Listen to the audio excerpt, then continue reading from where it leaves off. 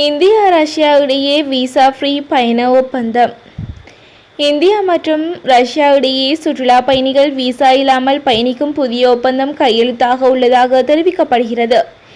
India Russia உறவுகளை மேலும் வலுப்படுத்தும் ஒரு பகுதியாக விசா இல்லாத பயணத்திற்கான ஒப்பந்தத்தில் இரு நாடுகளும் கையெழுத்திட உள்ளதாக கூறப்படுகிறது. ஜூன் மாதம் இந்த விவகாரம் தொடர்பாக இரு நாட்டு அதிகாரிகளிடையே பேச்சுவார்த்தை நடைபெற உள்ளது. 2024 இறுதியில் இந்த ஒப்பந்தம் அமலுக்கு வரலாம் என கூறப்படுகிறது. இதனையடுத்து இரு நாட்டு மக்களும் தடையின்றி பயணம் செய்யும் வாய்ப்பை பெறலாம். தற்போது சீனா மற்றும் ஈரான் குடிமக்கள் விசா இல்லாமல் ரஷ்யா செல்ல முடியும். இதில் இந்தியாவையும் சேர்த்துக் கொள்வதன் மூலம் சுற்றுலாத்துறையில் பாரிய பாய்ச்சலை எடுக்க முடியும் என்று ரஷ்யா நம்புகிறது. உக்ரைன் மீதான படையெடுப்பிற்கு பிறகு மேற்கத்திய நாடுகள் ரஷ்யாவிலிருந்து விலகி நிற்கின்றன. இந்த நாடுகளிலிருந்து வரும் சுற்றுலா பயணிகளின் எண்ணிக்கையும் வெகுவாக குறைந்துள்ளது. நெருக்கமான உறவுகளை சுற்றுலா நாடுகளிலிருந்து அதிக சுற்றுலா பயணிகளை ஈர்க்க ரஷ்யா முயற்சிப்பதற்கு இதுவே காரணமா?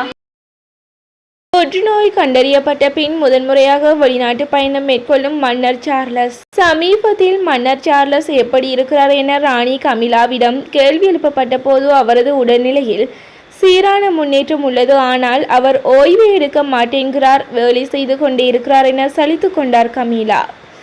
அவர் சொன்னது உண்மைதான் என்று தோன்றுகிறது. ஆம், மன்னர் பிரித்தானியாவில் பரபரப்பாக இயங்கி வருவதுடன் தற்போது வெளிநாட்டு பயணம் ஒன்றிற்கு திட்டமிட்டுள்ளார்.